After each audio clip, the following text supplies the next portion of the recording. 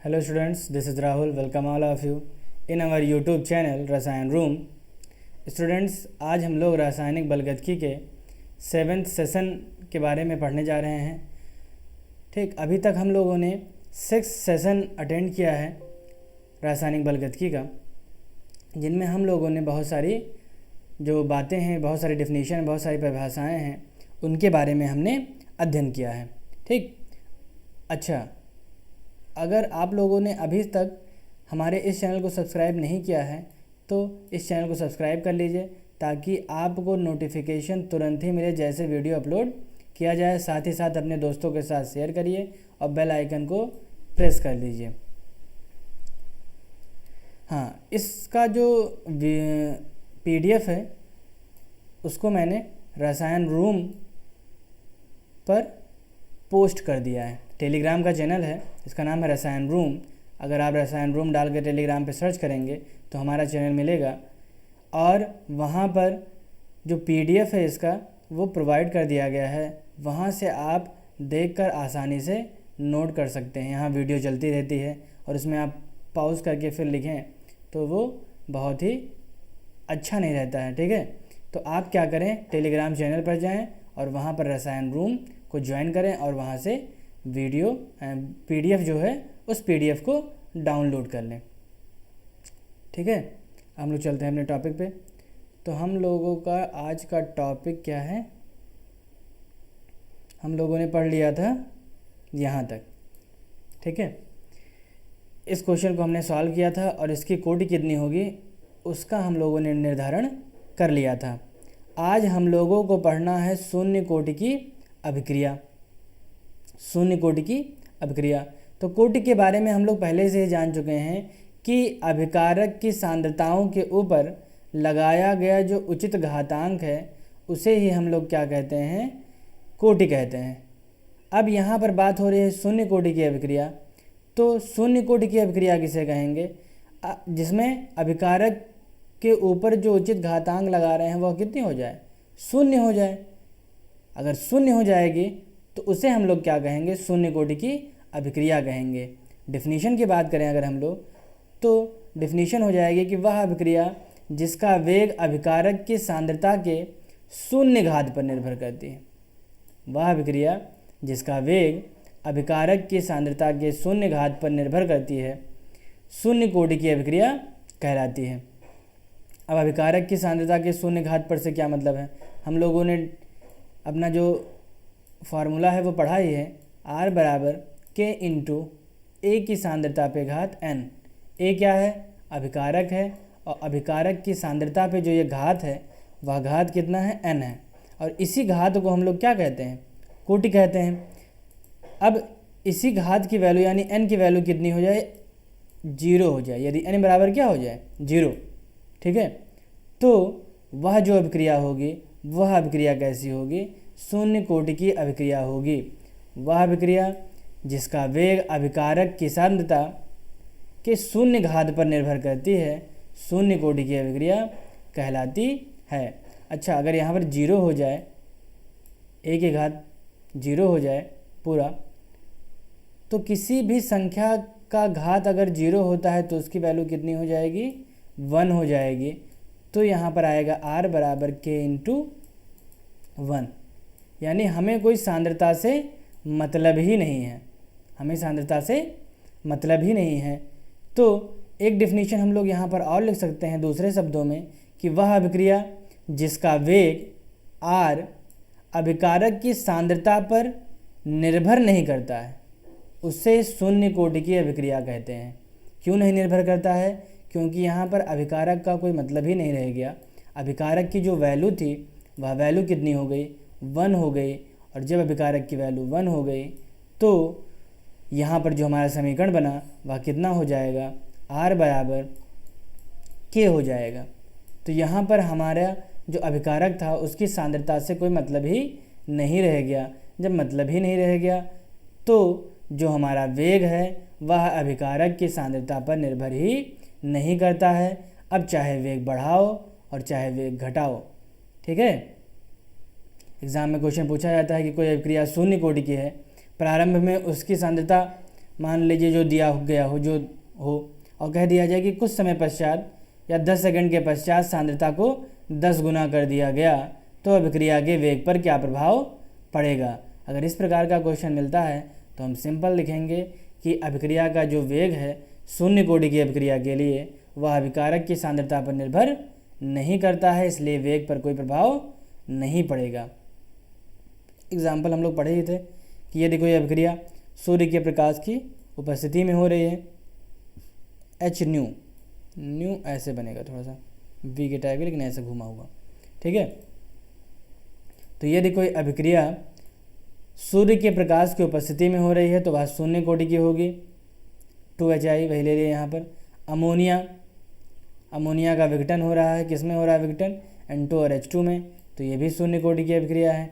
NO2 NO बना रही है, नाइट्रिक ऑक्साइड और ऑक्सीजन बना रही है, ये भी क्या है, शून्य कोटि की अभिक्रिया है। ये कुछ हमारे उदाहरण हो गए शून्य कोटि की अभिक्रिया के। अब हम लोग शून्य कोटि की अभिक्रिया के लिए व्यंजक स्थापित करते हैं समाकलित समीकरण द्वारा, ठीक है। एग्जाम में आएगा कि शून्य कोटि की अभिक्रिया के वेग स्थिरांक का समाकलित व्यंजक लिखिए या प्रूफ करिए या सिद्ध कीजिए, ठीक है। तो समाकलित मतलब समाकलन के द्वारा हम लोग शून्य कोटि के लिए व्यंजक निर्धारित करेंगे, ठीक है। तो हम लोग मान लेते हैं कि ए कोई अभिकारक है और बी क्या है, उत्पाद है। ए से बी बन रहा है प्रारंभ में t बराबर 0 पे, जब समय ही कुछ नहीं हुआ है, प्रारंभ में ही ए की सांद्रता स्मॉल a मोल प्रति लीटर और बी की सांद्रता जब अभिक्रिया शुरू ही नहीं हुई तो उत्पाद बनेगा नहीं, तो बी की वैल्यू कितनी हो जाएगी, 0 हो जाएगी। t बराबर t समय पर यानी कुछ समय के पश्चात जो b है वह कितना बन गया, x मोल बना। अगर ये x बना तो इसमें से x खर्च भी तो हुआ, कितना खर्च हुआ उसको हम माइनस कर देंगे, a माइनस एक्स, जो खर्च हुआ वही माइनस कर दिए तो a माइनस एक्स, ठीक। तो अब सांद्रता कितनी बची यहाँ पर a की, a माइनस एक्स बची, ठीक है। अब हमें लिखना है अभिक्रिया का वेग r बराबर, हमें क्या लिखना है, r बराबर। तो r बराबर हम लोग जानते हैं अभिकारक या उत्पाद की सांद्रता में परिवर्तन की दर। तो r बराबर dx अपान dt या x अपान t हम लोगों ने पहले ही पढ़ा है, लेकिन द्रव्यानुपाती क्रिया के नियम से, यहाँ पर आप लिख लीजिएगा, द्रव्यानुपाती क्रिया के नियम से हम जानते हैं कि जो अभिक्रिया का वेग होता है अभिकारक की सांद्रता के समानुपाती होता है। क्या लिखना है यहाँ पे, द्रव्यानुपाती क्रिया के नियम से हम जानते हैं कि अभिक्रिया का वेग अभिकारक की सांद्रता के उचित घातांक के समानुपाती होता है, इसलिए dx अपान dt समानुपाती हो गई a माइनस एक्स पे घात 0 के, यहाँ कितना रहेगा, 0 नहीं लिखा है, आप 0 लिख लीजिएगा, a माइनस एक्स पे घात 0 के समानुपाती है।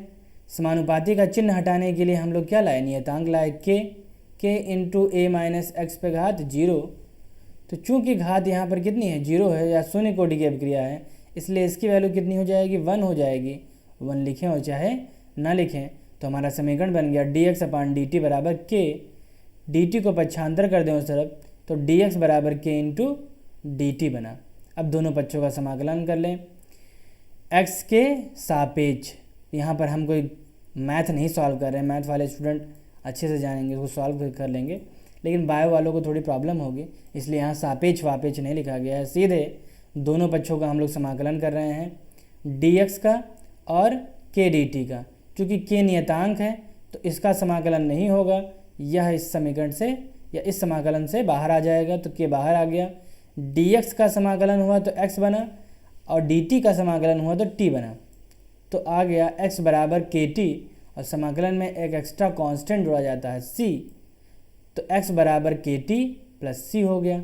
अब इस c की वैल्यू कैसे फाइंड करें, तो भैया t बराबर 0 रख दो, t बराबर 0। तो जब t बराबर 0 था तो b बराबर कितना था, b मतलब कि उत्पाद कितना था, x कितना था, तो x कितना था, 0 था। जब t बराबर 0 था तो x भी क्या था, 0 था। तो हम लोग t बराबर 0 रखे, x बराबर 0 रखे, तो c की वैल्यू कितनी आ गई, 0 आ गई।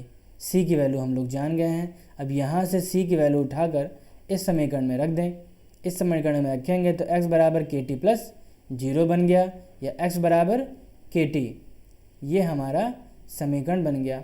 या फिर हम लिख सकते हैं वेग स्थिरांक, शून्य कोटि की अभिक्रिया के लिए वेग स्थिरांक k बराबर x अपान t, x अपान t, ठीक है, k बराबर x अपान t। अब यहाँ बात हो रही है जब अभिकारक पूर्णतः उत्पाद में परिवर्तित हो जाए। पूर्णतः उत्पाद में परिवर्तित होने का क्या मतलब है? तो यहाँ पर जो A है, A अभिकारक ही तो है। अब ये करें पूरा का पूरा उत्पाद बना ले। अब पूरा का पूरा उत्पाद बना लेगा अगर, तो जहाँ हम लोग x माने थे वहाँ x किसके बराबर हो जाएगा? A के बराबर हो जाएगा। क्यों? क्योंकि A हमारा पूरा का पूरा कन्वर्ट हो गया उत्पाद में, और यहाँ इसकी वैल्यू कितनी बची? अब 0 बची, ठीक है। अब जब पूरा का पूरा x A में कन्वर्ट हो गया तो x बराबर A, तो हम लिख सकते हैं जहाँ पर x यहाँ पर है वहाँ लिखेंगे हम लोग, ठीक है, क्या लिख देंगे? A लिख देंगे। तो k बराबर हो गया, फार्मूला बनता k बराबर A अपान t, k बराबर A अपान t। t को हमने पक्षांतर कर दिया इस तरफ, तो t बराबर आया A अपान k। k नियतांक है, नियतांक को हटाते ही ये इक्वल टू का साइन हट जाएगा, तो t जो है वह समानुपाती किसके आ गया? A के समानुपाती आ गया। t समानुपाती किसके आया? A के आया, ठीक है। हाँ, तो ये हमारा कुछ प्रूफ हो गया। यानी जैसे जैसे समय बढ़ता जाएगा जो हमारा अभिकारक होगा वह पूर्णतः उत्पाद में परिवर्तित होता चला जाएगा, ठीक है। तो ये हुआ हमारा प्रूफ। इसको आप लोग दोबारा देख लीजिएगा, समझ में नहीं आया तो पूरा समझ में आ जाएगा।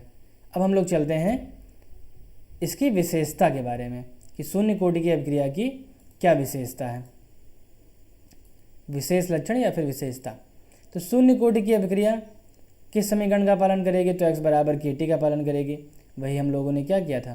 प्रूफ किया था पीछे, यहाँ पर x बराबर kT। तो शून्य कोटि की अभिक्रिया x बराबर kT समीकरण का पालन करेगी। शून्य कोटि की अभिक्रिया का जो समीकरण है उसकी तुलना अगर हम y बराबर mx प्लस c से कर दें, यानी प्रवणता समीकरण से कर दें, तो इन दोनों की तुलना अगर हम लोग करें तो x बराबर कितना, तुलना करेंगे x बराबर kT की प्रवणता समीकरण की y बराबर mx प्लस c से। तो अगर हम लोग ध्यान से देखें तो इक्वल टू के इस तरफ यहाँ y लिखा है, इक्वल टू के इस तरफ यहाँ पर x लिखा है। अब ऐसा कुछ नहीं करेंगे कि यहाँ इससे तुलना कर देंगे, तो y बराबर x आ गया और x बराबर t मिल जाएगा हमको, x बराबर t मिल जाएगा। तो x वाले पर हम लोग समय को रिप्रेजेंट करेंगे और y वाले पर हम लोग x यानी उत्पाद जो बन रहा है उसको रिप्रेजेंट करेंगे। तो जो हमारा m है प्रवणता हमारा वो k के द्वारा रिप्रेजेंट किया जाएगा, यानी ढाल हमारा कैसा होगा? ऐसा।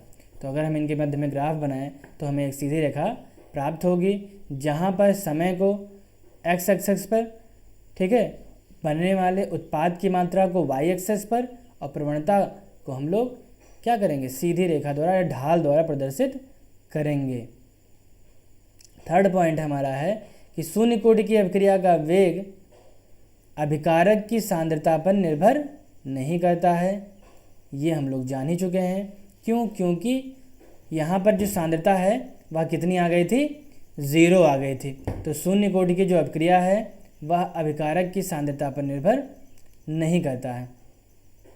शून्य कोटि की अभिक्रिया का वेग उसके वेग स्थिरांक के बराबर होता है। मतलब कि अगर हम इसकी वैल्यू क्या करते हैं? 0 रख देते हैं, 1 रखते हैं अभिकारक की प्रारंभिक सांद्रता की, तो जो अभिक्रिया का वेग होगा वह किसके बराबर हो जाएगा? उसके वेग स्थिरांक, मतलब कि r बराबर क्या आ जाएगा? कि हम लोगों ने प्रूफ ही किया था r बराबर k, ठीक है। तो अभिक्रिया का जो वेग होगा अभिकारक की सांद्रता के अभिकारक के वेग स्थिरांक के बराबर होगा। अगली विशेषता क्या है इसमें? कि अभिक्रिया का जो वेग है, वेग की इकाई और वेग स्थिरांक की इकाई, इन दोनों की इकाई क्या है? बराबर, मोल प्रति लीटर प्रति सेकंड, मोल प्रति लीटर प्रति सेकंड। प्रति लीटर प्रति सेकंड को हम लोग लीटर इन्वर्स या सेकंड इन्वर्स भी लिखते हैं। तो हमें दोनों याद होना चाहिए, ये भी और ये भी। आगे हम लोग बढ़ें शून्य कोटि की अभिक्रिया में। तो शून्य कोटि की अभिक्रिया के पूर्ण होने में जो समय लगेगा उसकी वैल्यू कितनी होगी? तो T समानुपाती किसके है? A के है, यानी प्रारंभिक सांद्रता के समानुपाती होगी। तो किसी शून्य कोटि की अभिक्रिया को पूर्ण होने में लगने वाला समय अभिकारक की प्रारंभिक सांद्रता के समानुपाती होती है। मतलब कि जितनी ज़्यादा उसकी प्रारंभिक सांद्रता होगी उतना ही समय उसे पूर्ण होने में लगेगा। ठीक है, ये बात हो गई। अब अगला जो पॉइंट है यहाँ पर हम लोग बात करेंगे अर्ध आयु काल की। अर्ध आयु काल की बात हम लोग करेंगे। अब अर्ध आयु काल किसे कहते हैं? अर्ध आयु काल नाम से ही स्पष्ट है, आधा आयु, और काल मतलब समय। तो वह समय जिसमें किसी की आयु क्या हो जाए? आधी हो जाए। ऐसे मान लो हमें अगर 50 साल जीना है या 60 साल जीना है, ठीक है, मान लो हमारी उम्र कितनी है? 60 साल की है, तो भी हम 30, हमारी एज कितनी हो गई है? 30 हो गई। ठीक है, तो अगर हमारी एज 30 हो गई है तो हमने अपनी एज की कितनी कंप्लीट कर ली? आधा। 31 जा 30 और 32 जा 60, तो 1/2 आया। यानी हमने जो अपनी आयु है वो आधी पूर्ण कर ली है। अब आधी पूर्ण करने का मतलब हो गया कि आधा हमने अपना समय बिता दिया है। ठीक है, तो अर्ध आयु काल उस समय को कहते हैं हम लोग, या उस समय को बताता है जिसमें किसी अभिकारक की सांद्रता अपनी प्रारंभिक सांद्रता की आधी रह जाती है। जैसे मान लो कि किसी को 4 रोटी खाने के लिए दिया गया और वह 4 रोटी 1 घंटे में खाता है। ठीक है, तो हम सिंपल सा गणित लगा लेते हैं कि वो 2 रोटी आधे घंटे में खाएगा, या हम इसका उल्टा कह दें कि वह 2 रोटी आधे घंटे में खाता है। तो तुरंत अंदाज़ा लगा लोगे तुम लोग कि 4 रोटी है उसके पास तो 1 घंटा लगेगा खाने में। या फिर अगर किसी के पास कोई बर्गर खा रहा है, ठीक है, और उसके पास 2 बर्गर है, एक बर्गर वो 10 मिनट में खाता है तो 2 बर्गर वो, सिंपल सी बात है, 10 दूना 20, यानी उसी का आधा समय और लेगा खाने में। ठीक है, तो आधा आयु का मतलब हो गया कि आधा पूर्ण होने में कितना समय लगता है। तो अर्ध आयु काल उस समय को बताएगा जिसमें किसी अभिकारक की सांद्रता उसकी प्रारंभिक सांद्रता की आधी रह जाती है। अर्ध आयु काल कहलाता है। इसे T½ से, T50% से, T0.5 से प्रदर्शित किया जाता है। 3 प्रदर्शित करने की विधियां हैं, चाहे इससे प्रदर्शित करो, चाहे इससे, या फिर इससे प्रदर्शित किया जाए। जैसा आपका मन हो आप उसी हिसाब से इसको प्रदर्शित कर सकते हैं, या एग्जामिनर का जैसा मन होगा वैसे प्रदर्शित करके देगा। और हमें तीनों याद होना चाहिए। हो सकता है T50% दे दे, T½ लिख के दे दे, हो सकता है T0.5 लिख के दे दे। हमें ये याद हो, ये दोनों ना याद हो, हमारा क्वेश्चन रॉन्ग हो जाएगा। इसलिए हमें तीनों याद होना चाहिए। हाफ का मतलब 50% या हाफ का मतलब 0.5, तो तीनों याद रहेगा इससे। हाँ, तो इसका उपयोग क्या था, क्यों हम लोग ये अर्धायु काल पढ़ रहे हैं? तो अर्धायु काल भैया पढ़ रहे हैं शून्य कोटि की अभिक्रिया की अर्धायु काल का समीकरण निकालने के लिए। कैसे निकालेंगे उसे, तो आइए सीखते हैं आगे। यदि हम लोग समीकरण की बात करें तो अभी हम लोगों ने पढ़ा था x बराबर KT। अब x बराबर KT पढ़ा, लेकिन ये जो t हमारा है यह t कैसा हो गया? अब T½ हो गया। यह t कैसे हो गया? T½ t कन्वर्ट हो गया T½ में। ठीक है, जब t आधा हो गया, मान लो किसी अभिक्रिया को पूर्ण होने में 100 सेकंड लगता है, अब आधा हो गया, t पहले 100 सेकंड था तो T½ कितना हो जाएगा? T½ कितना हो जाएगा? 50 सेकंड हो जाएगा। कितना हो जाएगा? 50 सेकंड। तो भैया जब T½ हो गया तो उसकी सांद्रता भी तो हाफ हो जाएगी। तो x कितना हो जाएगा? x कितना हो जाएगा? a का आधा। x कितना हो जाएगा? a का आधा। तो जहाँ पर हम लोग x लिख रहे हैं यहाँ पर क्या लिखेंगे? a/2। और जहाँ पर हम लोग k तो रहेगा ही, जहाँ t लिख रहे हैं वहाँ कितना हो जाएगा? T½ हो जाएगा। कितना हो जाएगा? T½ k को यहाँ पर छांतर कर दो तो T½ बराबर समीकरण बन गया a/2k। ठीक है। k को हटाते ही k हमारा नियतांक है, 2 हमारा नियतांक है, जो t हाफ है वह कन्वर्ट किस में हो गया, अभिकारक की प्रारंभिक सांद्रता के।